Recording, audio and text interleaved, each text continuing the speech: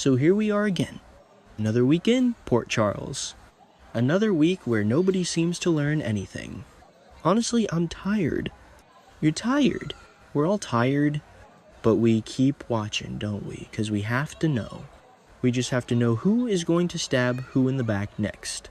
And let me tell you, looking at the spoilers for Tuesday, March 3, there is a lot of backstabbing on the menu. A whole buffet of it. Let's start with Willow. Willow Kane. Remember when she was just a teacher? Remember when she was a nurse? Remember when she was nice? Yeah, those days are gone. Long gone. Now she's a congresswoman. Can you believe it? Drew Kane gets shot, which, by the way, we still don't know who really did it. Even though everyone and their mother is pointing fingers at Michael, and suddenly Willow is taking his seat. Just like that. And on Tuesday, she's gonna get a little reality check. Or at least Laura Collins is gonna try to give her one. Laura. The mayor. The moral compass of this godforsaken town. She's going to corner Willow. Just corner her. And she's going to ask the question we're all thinking. Is Willow doing this for the people, or is she doing this for herself? Because let's be real. Willow has an agenda. We all know she has an agenda. You don't just slide into a congressional seat without wanting something. And Laura knows it. She's been around the block. She's dealt with Cassidines. She's dealt with mobsters. She can smell a rat in a designer suit a mile away. So Laura grills her. She asks if Willow is planning to use this new power to settle scores. And what does Willow do? She lies. Probably. I mean, the spoilers say she promises she'll put her constituents first. Sure, Jan. We believe you. But the text also says she definitely has an agenda of her own. Of course she does. Everyone in this town has an agenda. It's like a requirement for residency. You fill out a form, name, address, blood type, hidden agenda. If you don't have one, they kick you out. So Willow's gonna smile that sweet smile and lie to Laura's face. And Laura, being Laura, will probably nod and pretend to believe her, but we know she's filing that information away for later. Because Laura never forgets. But that's not even the half of it. Over at the Quartermaine mansion, or maybe the gatehouse, who can even keep track of where everyone is living these days, things are getting messy. Again. Harrison Chase? Poor, sweet, dumb Chase. He's been on this crusade against Michael. A vendetta. A holy war. He punched the guy. A cop punching a civilian? In any other town, he'd be fired. In Port Charles, it's just a Tuesday. But now suddenly Chase is having regrets. He's going to apologize to Ned Quartermaine. The man who has been trying to keep ELQ afloat while everyone else treats it like a personal piggy bank. Chase is going to go to him and say, I'm sorry. He's going to say he focused too much on Michael and not enough on Brooklyn.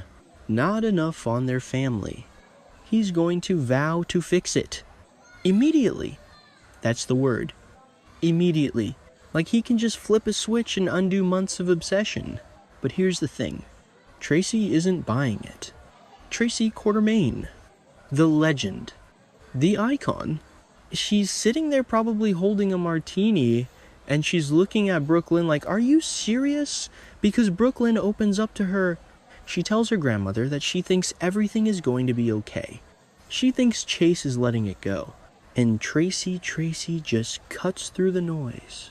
She asks the hard question. The question that nobody wants to answer? Do you know that for a fact, or is that what you want to believe? Ouch. Just ouch. But she's right. Tracy is always right. It's annoying, really. She asks if Brooklyn really thinks Chase can just turn off his feelings. Can he really just stop hating Michael? After everything, and then she drops the other shoe. The adoption. Brooklyn and Chase are trying to adopt, and Tracy is worried. She's questioning if their marriage is stable enough for that. And honestly, I'm questioning it too. You can't bring a kid into a house where the dad is obsessed with putting the uncle in prison. That's not healthy. It's not a good environment. So, Tracy is being the bad guy, but she's also being the only sensible person in the room. As usual, and speaking of sensible people being ignored, let's talk about the police. The PCPD. The place where competence goes to die. Dante Falconeri. My guy. He's stressed. He's overworked. His dad is sleeping with the ADA. His brother is a suspect. His other brother is the victim. His ex-wife just died. His son is acting out. And now he has to deal with Justine Turner.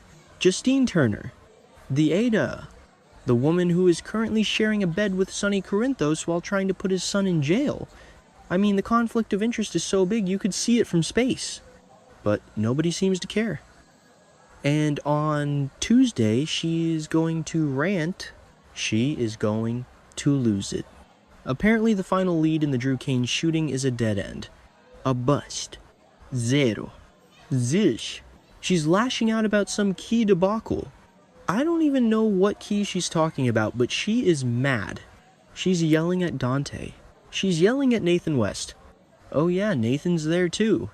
The guy who came back from the dead with no memory and is now just hanging around, trying to be a cop again, trying to date Lulu. It's a whole thing. But Justine doesn't care about his identity crisis. She cares that her case is falling apart. And because the case is falling apart, Dante has to make a call. A phone call. To Michael. Imagine being Michael Corinthos. You're sitting in your office, probably brooding, probably thinking about how much you hate Chase, and your phone rings. It's your brother, the cop. And he summons you? We need to talk. That's never good. Michael is going to be unsettled. He's going to be worried. Is this it? Is this the moment the cuffs go on? Is he going to prison? But no.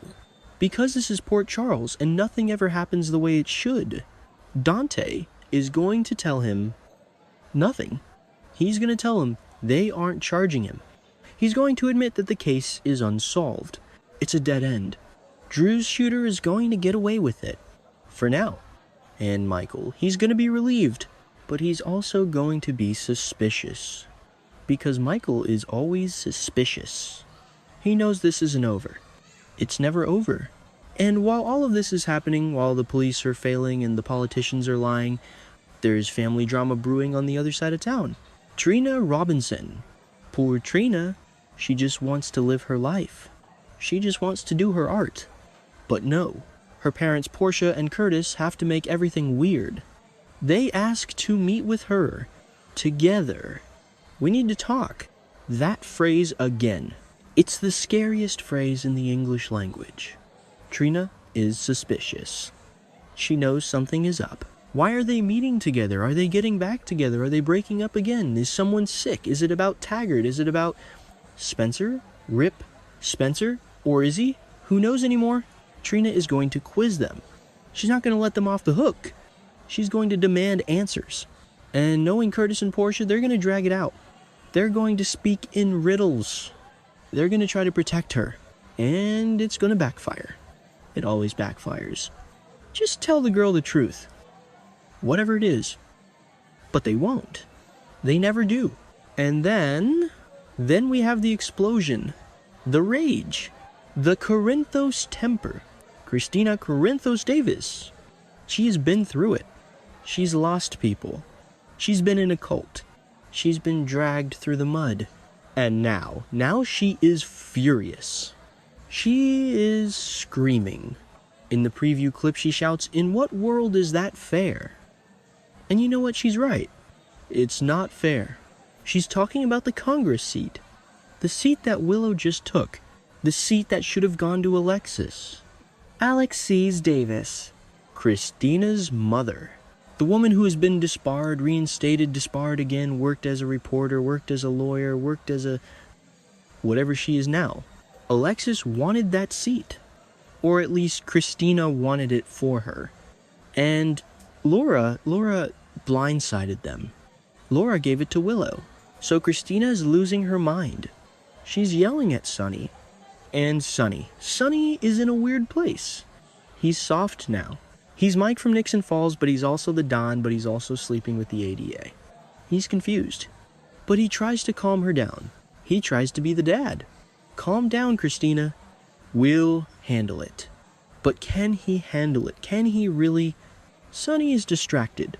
He's got Rick Lansing whispering in his ear. He's got Ross Cullum breathing down his neck. He's got Jen Sidwell playing hardball. Oh yeah, Sidwell. That guy. The villain on the island. The guy holding Britt Westbourne hostage. Sonny knows about him. Sonny is going to talk to Laura eventually. He's going to get confirmation that Sidwell is dangerous. That Sidwell isn't playing by the rules. But does Sonny do anything about it? Does he go in guns blazing like the old days? No. He just talks. He plots. He sleeps with the enemy. It's frustrating. I miss the old Sonny. The one who would just throw a bar stool and get things done. Now he's all about strategy and patience. Boring. And let's not forget the background noise. The things that aren't in the main spoilers but are definitely happening. Nathan West. Or the guy who thinks he's Nathan. He's just standing there while Justine rants. Does he have an opinion? Does he have a clue? He's trying so hard to be the man he sees in the mirror, but nobody really trusts him. Maxie doesn't trust him. Spinelli definitely doesn't trust him. And now that the case is falling apart, is he going to look incompetent? Is he going to look like a failure? He came back from the dead for this, to get yelled at by an ADA in a bad suit. And what about Rocco? Rocco Falconeri. Dunte's kid. He's out there somewhere, probably causing trouble. Probably hanging out with Danny Morgan. Those two are up to something. They know where Valentin is. They're hiding a fugitive. A Cassadine fugitive.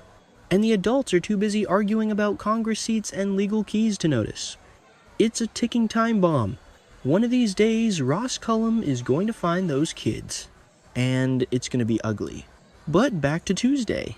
So we have Willow lying. We have Chase apologizing futilely.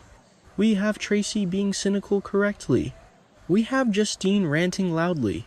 We have Michael being summoned ominously. We have Trina being suspicious rightfully. And we have Kristina raging explosively. It's a lot. It's too much.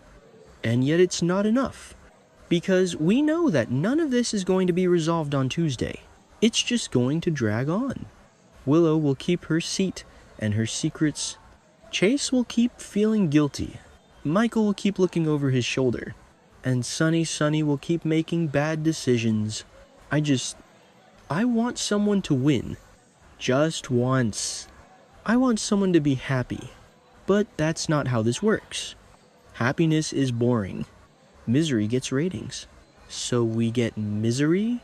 We get anxiety. We get Tracy Quartermaine raising an eyebrow and destroying someone's entire worldview with one sentence. And maybe that's enough. Maybe that's why we watch. For Tracy. Always for Tracy. So tune in on Tuesday. Watch the train wreck. Watch the lies. Watch the rage. And then come back here and we can complain about it together. Because that's what we do. We complain. We critique. We wonder why we waste our time. And then we tune in again on Wednesday. God help us all.